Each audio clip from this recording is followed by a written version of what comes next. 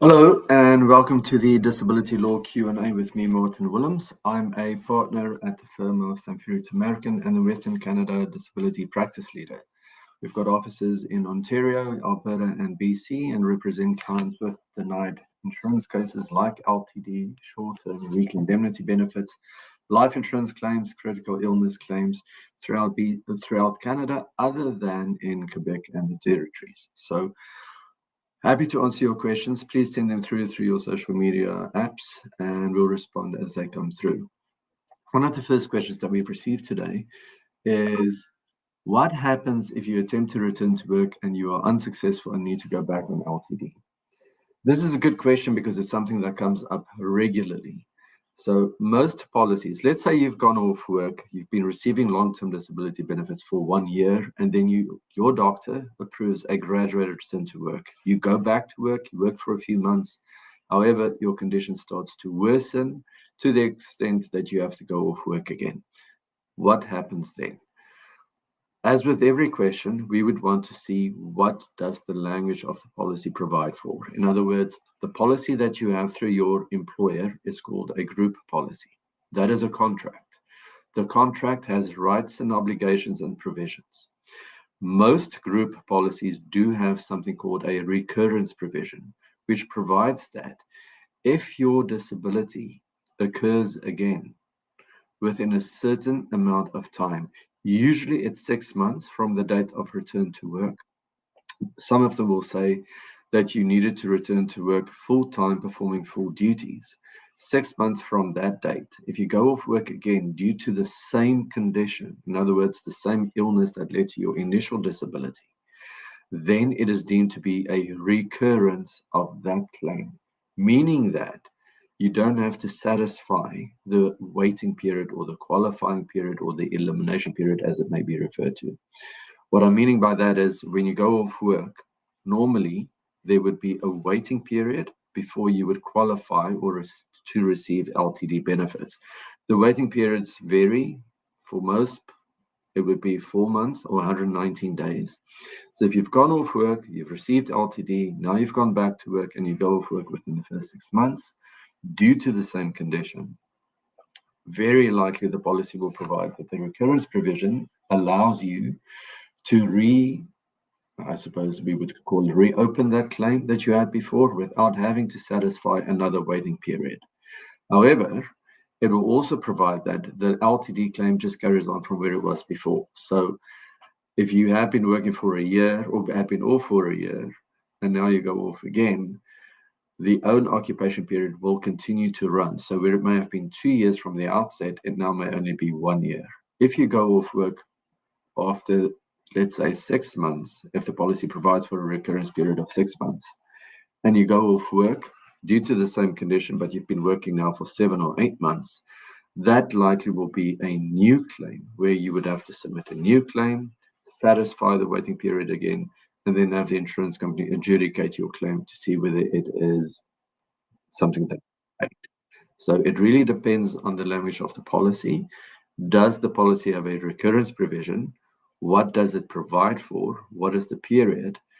Now, if you do go off work within those first 6 months due to a different condition, that likely will be a new claim as well. But it really depends on the language of the policy. Sam sends an email saying, great content and channel, very informative to gain insight in the ways policy interplay with workers' ability to participate in the workforce without sounding too contentious.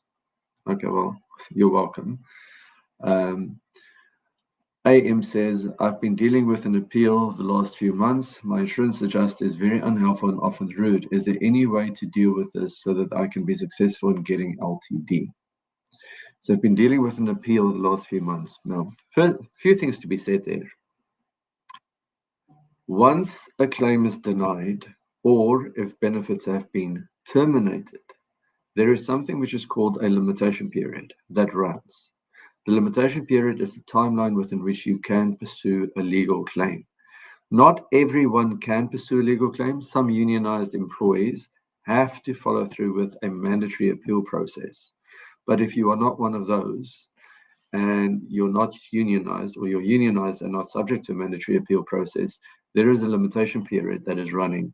It depends on the Insurance Act language, or the Limitation Periods Act language in your province, as to what that period is. Generally, it is 2 years from the date of the denial or from the date of payment, but you would have to consult your own Insurance Act, or at least review it. When you're dealing with an appeal, remember, the limitation period continues to run regardless of the fact that you are pursuing an appeal. The insurance company may not have said that to you, but it's important to understand.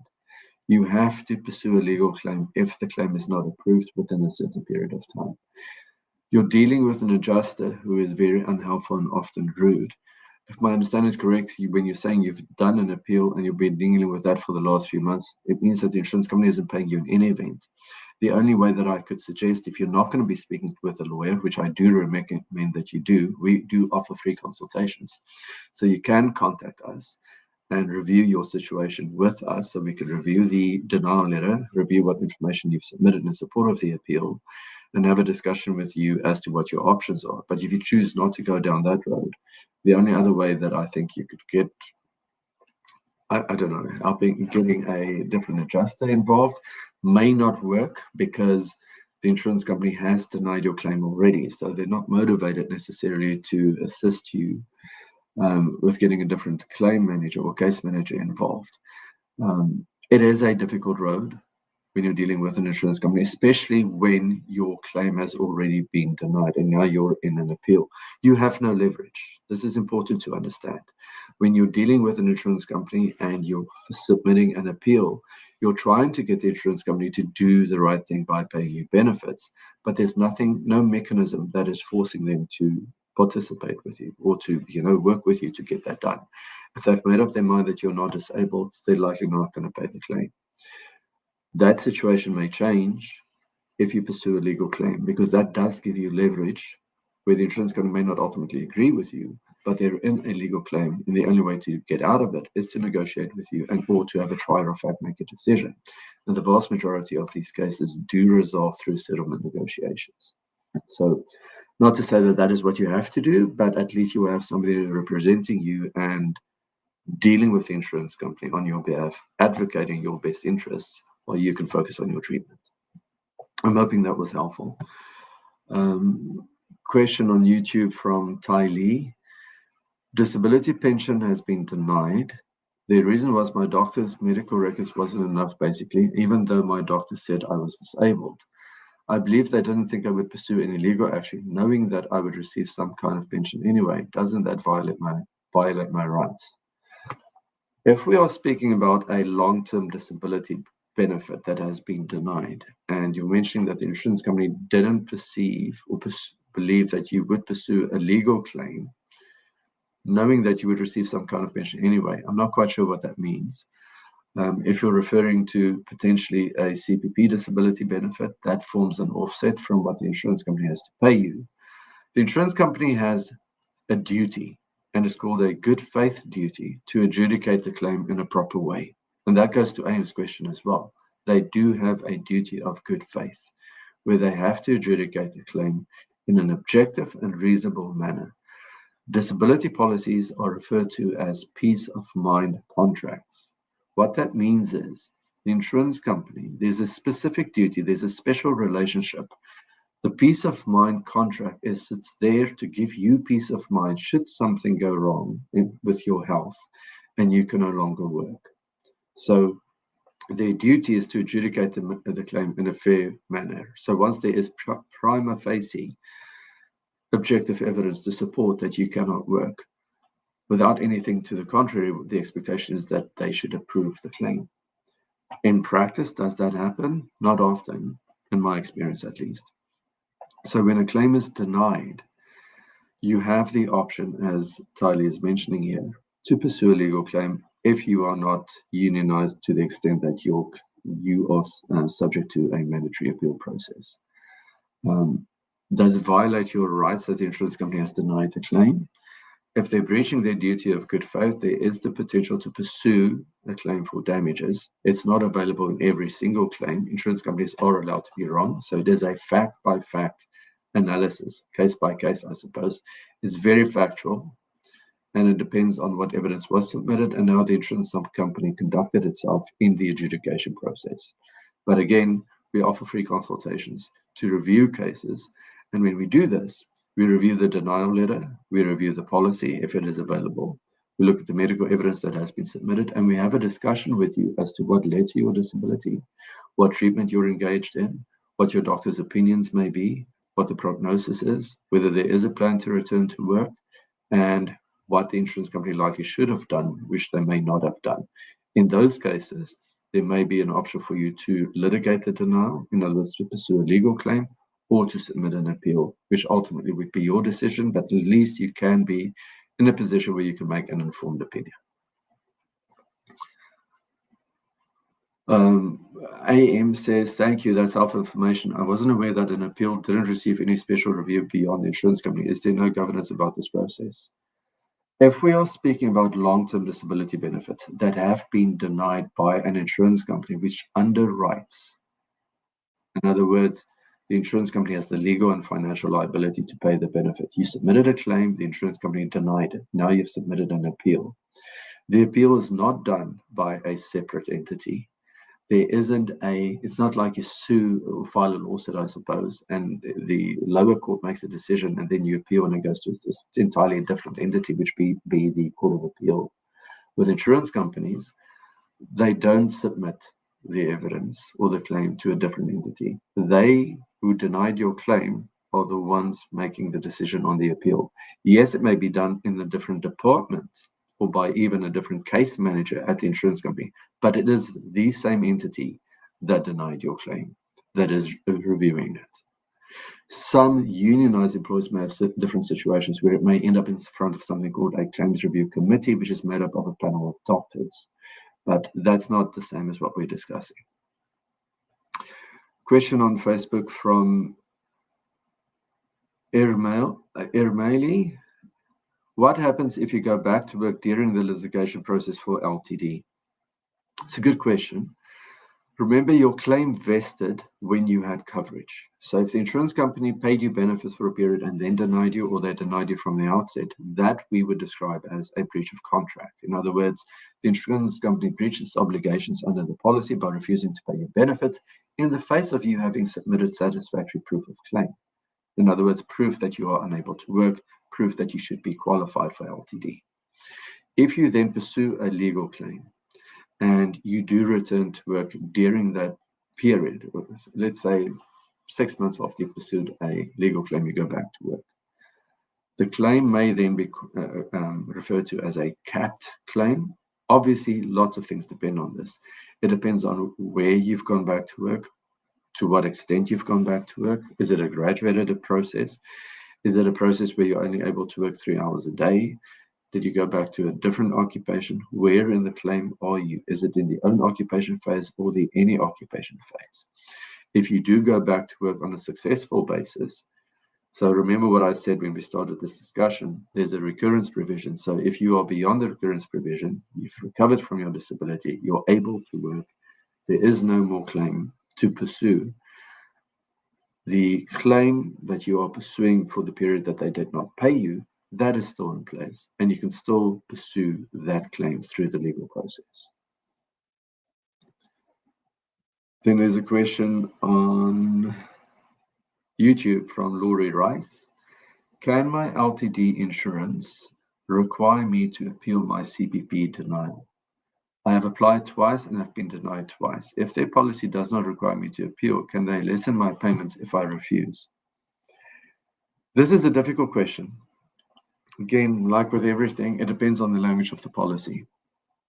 Many policies may provide that the insurance company is entitled to deduct income that you may be entitled to from other sources with respect to your disability. So that word entitled, if you've applied for CPP disability benefits, you've appealed it, it's been denied. You've appealed it again, it's been denied. Clearly, the government is taking the position that you're not entitled to it. So it depends on the language of the policy. If the insurance company is forcing you to yet again appeal, maybe tell them that they can assist you because you've done everything that you could, and it wasn't approved. So I have seen cases where the insurance company told somebody to apply, they did, it was denied, and the insurance company just moved on. I've seen others where the person did an appeal and it was denied and the insurance company moved on. It really depends on the language of your policy. Can the insurance company simply deduct it if you refuse? Again, it depends on what the policy provides. If the policy says you have to go through all the processes in order to apply for benefits, so exhaust the appeal process, then you likely will have to. If it doesn't say that, I question whether it is necessary to carry on with that process. But again, it depends on the language of the policy, which we would be happy to review with you. There's a question on Reddit from CA. I was put on STD, short-term disability benefits, due to mental health issues. My doctor and therapist have requested I be off for 2 months and filled out forms for the insurance company. The insurance company denied my short-term disability claim, saying I need more proof. What are my options for getting this approved? It's a good question, and this basically is the question with respect to any disability claim. What do you need to submit to an insurance company? So let's look at what was done. Number one, we know that it is a mental health disability. The doctor and 2 therapists have requested I be off for 2 months and filled out the forms. The insurance company denied the claim. So requesting that a person be off is not enough.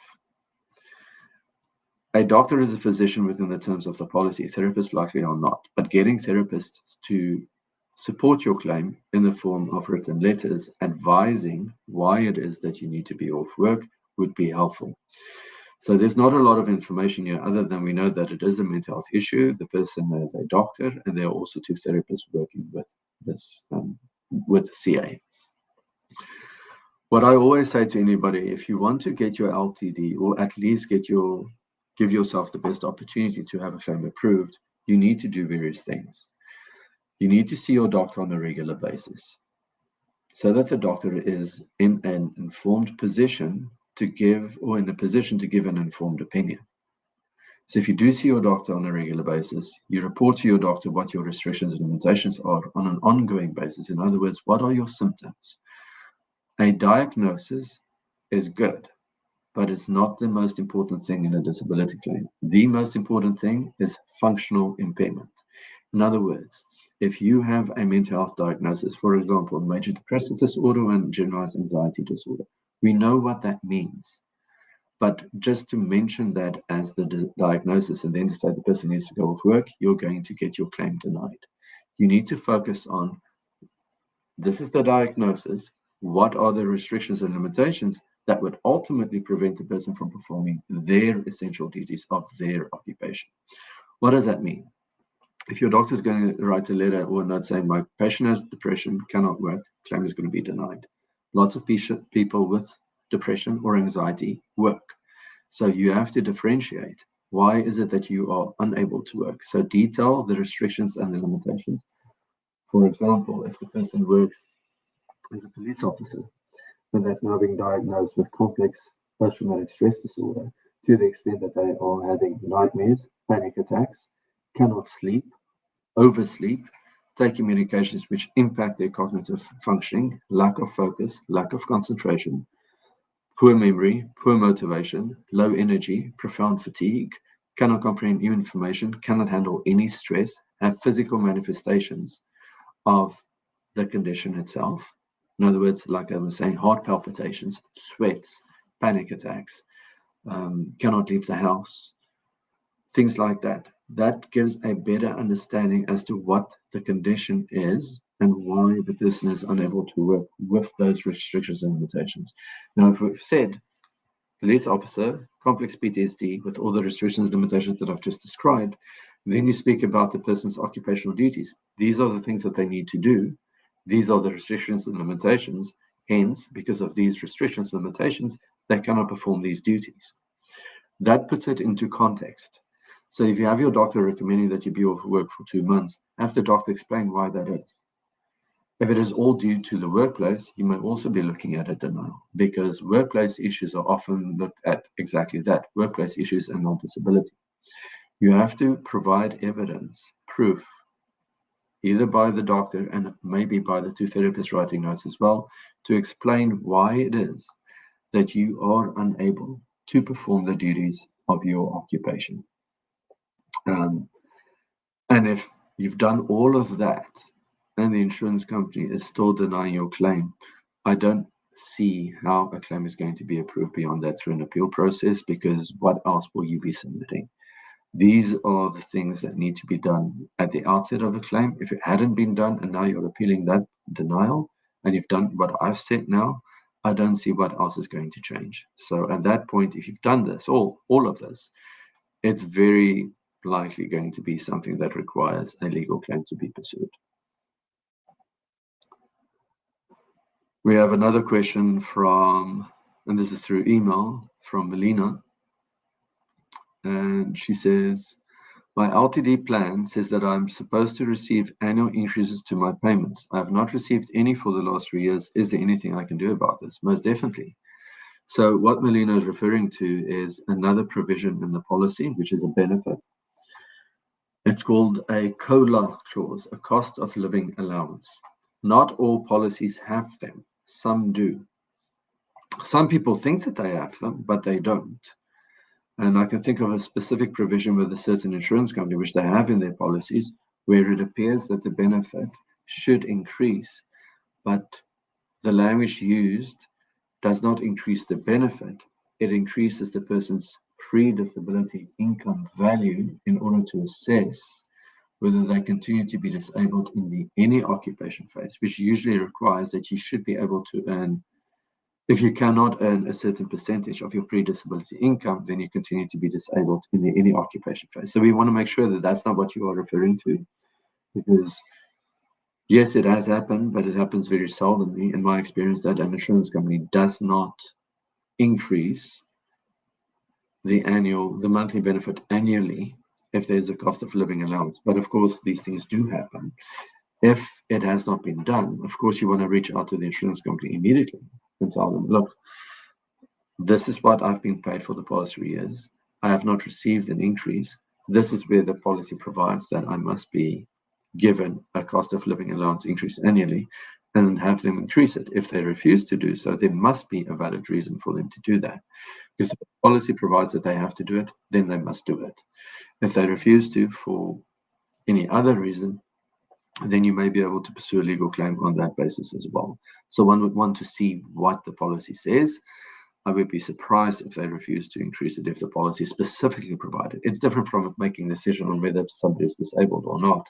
This is a contractual provision which provides that if you are receiving benefits, it has to increase every year. There's no gray area there. It's either you get it or you don't. And if the policy provides that it should be increased, it must be increased. Question on Reddit from Erin F. After being on short-term disability benefits, I applied for LTD and was denied claiming pre-existing condition. I appealed the decision and it took them 6 months to reject my appeal. They said I needed additional tests. I've appealed again and I'm trying to get more information about what tests I need because they can be expensive. Should I continue to wait for them to respond? Is there someone I can get in contact with to get more information? So, Erin, I'm sorry that this is what is happening and this is your experience. You will or may not be surprised that on a weekly basis, my team and I have discussions with people in your situation where insurance companies deny people based on pre-existing conditions. I can spend a whole day speaking about this. What is a pre-existing condition? So first thing we would need to know is long-term disability policies, group policies for the most part, have something called a pre-existing condition exclusion, which provides that if you go off work due to a disability within the first year of having coverage, then the insurance company will be allowed to examine or investigate whether your disability is directly or indirectly related to a condition, pre-existing condition, for which you receive treatment, medical care, during a specified period of time. Now, that's in a general sense. Every policy has its own language, but that's generally how that works. So the first thing that I know from Erin's question is that she went off work within the first year of having coverage. The insurance company deemed her condition or disability to be related to directly or indirectly to a pre-existing condition. She appealed it. It took her 6 months to get a response from the insurance company, and they want additional tests, which does not make sense to me, frankly. They're looking at pre-existing clinical records to determine whether her disability is related to a pre-existing condition. So how they determine these things is they may say, if you received medical care during the 90 days before your coverage became effective with respect to a condition that then ultimately is related directly or indirectly to your disability, your claim is excluded because it's deemed to be a pre-existing condition. So that first 3 months before your coverage is crucial to examine what medications did you take, what medical care did you receive or should have received in terms of some policies. If you have, for example, a medical condition, let's say you've got depression, that's the condition that led to your disability. You go off work, you didn't have coverage for 1 year. The policy provides that the first 90 days before coverage is the crucial period to investigate. So let's call that the pre-existing window. If during the pre-existing window, you receive medical care for a condition that is directly or indirectly related to your current condition of disability or of depression, your claim is excluded.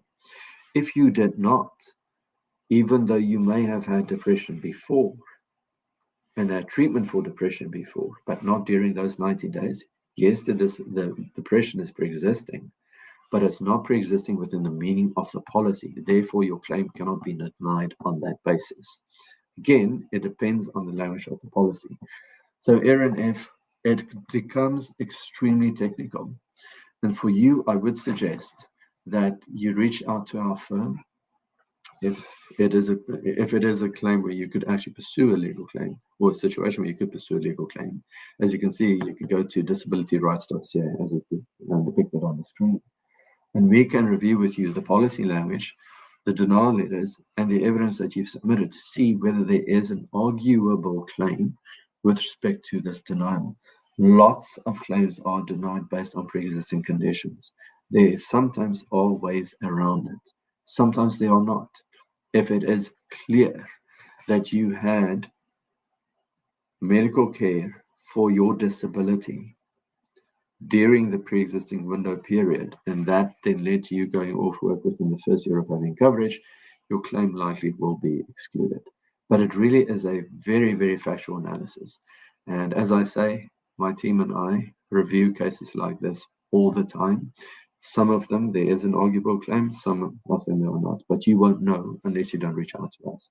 And again, we offer free consultations where we can review these with you, and then you can make an informed decision as to how to proceed. And with all of that, it brings us to the end of this session. Thank you for watching, and thank you for seeing the questions. If you enjoyed it, please tune into our future sessions.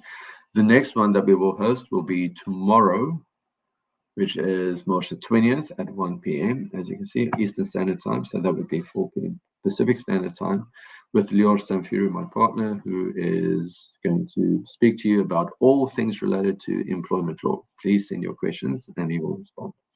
Thank you, and I wish everybody a happy spring.